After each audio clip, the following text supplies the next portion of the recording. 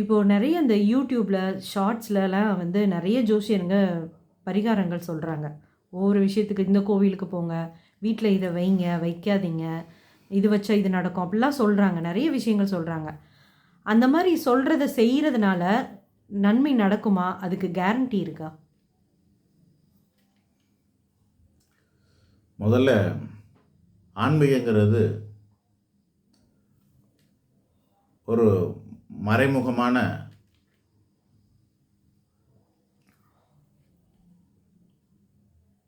ஒரு ஞானபூர்வமான மறைமுகமான அறிவியல் ஆகும். இந்த ஆன்மீகத்தில் என்ன இருக்குது அப்படின்னா, உளவியல் இருக்குது, தத்துவம் இருக்குது, அப்புறம் அறிவியலும் இருக்குது. இதெல்லாம் சேர்ந்து தான் இந்த ஆன்மீகம். இதில் ஞானமும் இருக்குது.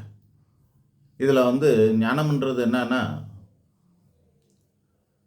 அதில் உள்ளே இருக்கும், ஆனால் யாருமே ப்ரூவ் பண்ண முடியாது. அதுதான் கடவுள் இருக்கார் அப்படிங்கிறது உணர்ந்தால் அது ஞானம், உணர்வுபூர்வமானது ஞானம். கடவுளை காட்டுங்கன்னு ப்ரூவ் பண்ணுங்கன்னு சொன்னாக்கா அதெல்லாம் பண்ண முடியாது. அதுபோல் இந்த ஆன்மீகமே இதுதான் மொத்தமே. அதுக்குள்ளே பர்டிகுலராக ஒரே ஒரு விஷயம் பரிகாரம் அப்படின்னாக்கா, இப்போ ராசிக்கல் போடுறத பற்றி சொல்லுவாங்க. அதுக்கு பின்னாடி ஒரு சயின்ஸ் இருக்குது. இந்த ராசிக்கல் பின்னாடி இருக்கிற சயின்ஸ் எல்லாம் நான் பல வீடியோவில் பல சேனலில் நான் பேட்டி கொடுத்துருக்குறேன், சொல்லியிருக்கிறேன். இது அந்த மாதிரி வாஸ்துக்கு பின்னாடி இருக்கிற சயின்ஸ் என்னன்றதை நம்ம சொல்லியிருக்கிறோம், நிறைய பேர் சொல்லியிருக்காங்க. இதுபோல் எல்லாத்துக்குமே ஒரு அறிவியல் இருக்குது. சிலது தத்துவார்த்த பரிகாரம்னு சொல்லுவோம். இப்போ வாழை மரத்தை வெட்டுங்க, 2வது திருமணம்னாக்கா வாழை மரத்துக்கு தாலி கட்டிட்டு வெட்டிடணும் அப்படின்னு சொல்லுவாங்க. அந்த மாதிரி சில விஷயங்கள்லாம் இருக்குது பார்த்தீங்களா. ஆக இதெல்லாம் தத்துவார்த்தமாக சொல்லக்கூடியது, தத்துவார்த்தமான பரிகாரங்கள். சித்தர்கள்லாம் பெரும்பாலும் தத்துவார்த்த பரிகாரங்கள் நிறைய சொல்கிறது உண்டு. அந்த மாதிரி சொல்கிறது தான் லாஜிக்காக. சில பேர் ரொம்ப சொல்லுவாங்க, அதை படித்து கூட சொல்லியிருக்கேன். இந்த குட் டே பிஸ்கட் சாப்பிடுவோம், உங்களுக்கு நல்லது நடக்கும் அப்படி இப்படிலாம் அந்த மாதிரிலாம் சொல்லி கிண்டலும் கேலியுமெல்லாம் ஆளானாங்க சில பேர். அந்த மாதிரி பரிகாரம்னாக்கா அதெல்லாம் லாஜிக் கரெக்டாக தான் இருக்குது, ஆனால் அதெல்லாம் பயன் தராது. அதெல்லாம் சொற்பமான பரிகாரம், அதெல்லாம் பயன் தராது, அதெல்லாம் இருக்காது. அந்த மாதிரி உங்களோட பரிகாரங்களுக்கு கேரண்டின்லாம் கேட்கக்கூடாது. எந்த பரிகாரத்துக்கும் கேரண்டி கிடையாது. ஏன்னா பரிகாரம் ஒன்று மட்டுமே பலன் தரணும்னு அர்த்தம் கிடையாது. நாம தான் அதுக்கு முக்கியமான காரணமாக இருக்கும். தகுதியற்ற ஒருவனுக்கு இப்போ சமீபத்தில் இந்த இந்த மே மாதம் அப்படின்னாக்கா நிறைய நாங்கள் சரஸ்வதி யாகம் பண்ணுறது உண்டு. எதுக்காக பண்ணுறோம் அப்படின்னாக்கா, நிறைய பேர் பண்ணிக்கிறாங்க. ஏன் அப்படி பண்ணுறாங்கனாக்கா, நீட் எக்ஸாமில் பாஸ் ஆகணும் அப்படின்னு சொல்லிட்டு பல பேர் சில வருஷமாக, ஒரு சீசன் ஆகிடுச்சு என்னன்னு தெரில, சில வருஷமாக அந்த நீட் எக்ஸாமில் பாஸ் ஆகிறதுக்காக நம்மக்கிட்ட இதுக்கு யாகம் பண்ணிக்கிறாங்க. அப்படி பண்ணும்போது இது வரைக்கும் பண்ணவங்களது ஒன்றுமே ஃபெயிலியர் ஆகலை. ஸோ இதை தான் நம்ம டெஸ்டிமோனியலாகவும் அல்லது நம்பிக்கைக்காக சொல்ல முடியும். நம்மக்கிட்ட இந்த யாகத்தை பண்ணவங்க எல்லாருமே டாக்டர் ஆகிட்டாங்க அப்படின்னு நம்ம சொல்லலாம். இவ்வளோ தான் சொல்ல முடியும்.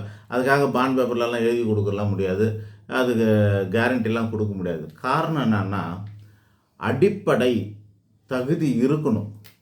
இப்போ ஒரு விஷயத்துக்கு என்னென்னலாம் வேணும் அப்படின்னாக்கா, ஒரு கார் மாதிரி வச்சுக்கிங்களேன். காரில் 4 ஒரு 4 வீலர் மாதிரின்னு வச்சுங்க, 4 வீல் இருக்குது. அதில் எந்த வீல் ரொம்ப முக்கியம்னு நீங்கள் சொல்லுவீங்க? அது மாதிரி அதில் அடிப்படை தகுதி வேணும். அந்த அடிப்படை தகுதி இருக்கணும். அவருக்குன்னு நல்ல அதுக்கான சுபாவம், கேரக்டர் இருக்கணும். 3வதாக திறமை இருக்கணும். 4வதாக அதிர்ஷ்டம் இருக்கணும்.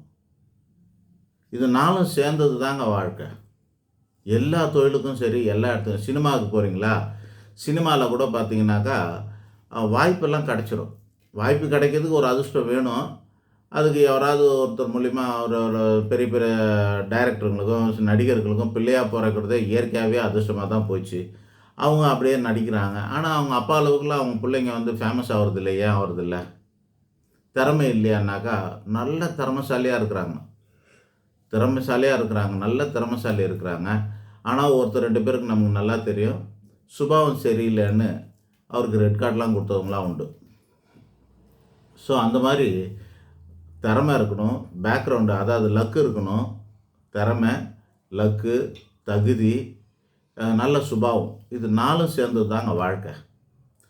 இதில் ஒரே ஒரு பகுதி தான் அதிர்ஷ்டத்துக்கு மட்டும்தான் நாம் இதெல்லாம் செய்கிறது.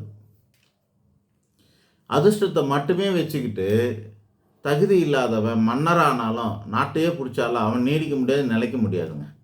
நீங்கள் மொகலாயர் காலத்துலேருந்து பாருங்கள், திறமை இல்லாதவன்லாம் பரம்பரையாக அப்படியே வந்து டக்குன்னு மேலே வந்து உட்காந்துருப்பான். திறமையான என்ன பண்ணால் அப்பனையே ஜெயிலில் போட்டவன்லாம் இருக்கிறான். அப்பனே ஜெயிலில் போட்டுட்டு புள்ள வந்து நாட்டை எடுத்துப்பானுங்க, டேக் ஓவர் பண்ணிப்பானுங்க. அந்த மாதிரிலாம் இருக்காங்க. திறமை இல்லாதவனுக்கு தானாகவே அப்பனுக்கு அப்புறம் இவனுக்கு கிடைக்கும், ஆனால் இவன் அதை வச்சுக்க முடியாது. பிள்ளையே இவனை தூக்கி உள்ள போடுற அளவுக்குலாம் அவன் இருப்பான். ஸோ திறமை இருக்கணும், அதிர்ஷ்டம். சில பேருக்கு எதுவுமே இருக்காது, ஆனால் ஆயில் இல்லாமல் டப்புன்னு செத்து போனானுங்க. இதெல்லாம் நம்ம வரலாறில் படிக்கிறோம். நம்ம இந்தியா வாழ்ந்த இஸ்லாமியர் முகலாயர் படையெடுப்பில் வாழ்ந்தவங்களோட வரலாறை பார்த்திங்கன்னா இதெல்லாம் நம்ம பார்க்க முடியும். நீங்கள் தாஜகானா யார், ஷாஜகானை பார்க்கலாம், அவுரங்கசீப் பார்க்கலாம், அக்பர், பாபர்னு இந்த மாதிரி அவங்க பரம்பரையை எடுத்து பார்த்தாலுமே எல்லாம் வரலாறாக நீங்கள் படிப்பீங்க. நான் இதெல்லாம் நினைப்பேன். என்னோட அனாலிசிஸ் எப்படி இருக்குன்னாக்கா, ஆஹா இவன் திறமையானவனாக இருக்கான், இவன் நல்லவனாக இருக்கிறான், ஆனால் இவனுக்கு ஆயில் இல்லை, இவனுக்கு அதிர்ஷ்டம் இல்லாதவனாக இருக்கிறான், இவன் அதிர்ஷ்டத்தில் வந்துட்டான், இவன் அயோக்கியத்தனத்தில் வந்துட்டான் அப்படின்னு நம்மளால் கெஸ் பண்ண முடியுது இல்லையா நம்ம அந்த வரலாறை படிக்கும்போது. அதுபோல் நமக்கு சினிமாவில் தான் உதாரணம் தர முடியும். சினிமா என்ன உங்களுக்கு எல்லாம் தெரிஞ்சிருக்கும், அதனால் அது உதாரணமாக தரோம். அரசியலில் நம்ம சொல்லலாம், இன்றைய அரசியலில் கூட சரி, அப்பா புள்ளன்னு வாரிசு அரசியலாக இருக்குல்ல, எல்லா மந்திரிங்களுக்கும் அவங்களுக்கு பிள்ளைங்கள்லாம் எம்பி ஆயிடுறாங்க. இப்படி நம்ம வாரிசு அரசியலெல்லாம் பார்க்குறோமா இல்லையா? ஆனால் எங்கேருந்தோ வர சினிமாவில் பாருங்கள், அஜித்லாம் வந்து ஃபேமிலி பேக்ரவுண்ட் கிடையாது, சினிமா பேக்ரவுண்ட் கிடையாது, ஒன்றுமே இல்லாமல் முழுக்க அவர் திறமையால் வந்தவர்னு சொன்னாலும் எக்ஸ்ட்ராடினரி திறமெல்லாம் ஒன்றும் கிடையாது. மிக சிறந்த நடிகர், மிக சிறந்த டான்ஸரு, மிக சிறந்த ஃபைட்டரு அப்படிலாம் ஒன்றுமே கிடையாது அஜித்கிட்டலாம். ஆனால் ஏன் அவ்வளோ பேர் சேர்ந்துருக்குறாங்க, ஏன் வந்திருக்காங்கன்னா அவரோட நல்ல சுபாவமும் அவரோட அதிர்ஷ்டமும் தான் சேர்ந்துருக்கு. அதிர்ஷ்டம் கை கொடுக்குதுன்னு ஒத்துக்கிற ஒரே ஆள் யார் அப்படின்னா ரஜினிகாந்த் மட்டும்தான் ஒத்துப்பார். அவர் கம்பேர் பண்ணி சொல்லுவார், நான் கமலஹாசன் மாதிரி திறமைசாலி கிடையாது, கமலஹாசன் மாதிரி அழகன் கிடையாது, கமலஹாசனை சினிமாவில் சின்ன வயசுலேயே நுழைஞ்சிட்டாரு, எனக்கு சினிமா பேக்ரவுண்டு கிடையாது. அப்போ என்ன அப்படின்னாக்கா கடவுளோட அனுகிரகத்தால் தான் எனக்கு இங்கே எழுதி இருக்கிறதுனால தான் நான் இருக்கிறேன் அப்படின்னு சொல்கிறார் அவர். ஆனால் அதை தக்க வச்சுக்கிற சுபாவம் அவர்கிட்ட இருந்திருக்கு. நடுவில் அவருக்குமே வந்து பைத்தியக்கார பட்டம் கட்டி எல்லாம் அதெல்லாம் பிடுங்கத்துக்கு பார்த்தாங்க, அதெல்லாம் வேறு விஷயம்.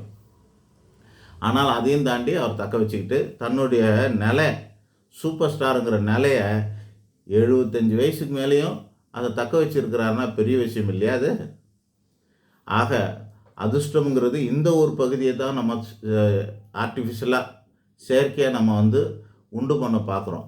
அதுதான் இந்த பரிகாரம், அதிர்ஷ்ட வஸ்துக்கள் இதெல்லாம் நம்ம பண்ணிக்கிறதெல்லாம் அதில் ஒரு விஷயத்தில் 4/1 பங்கு மட்டும்தாங்க பலன் தரும்.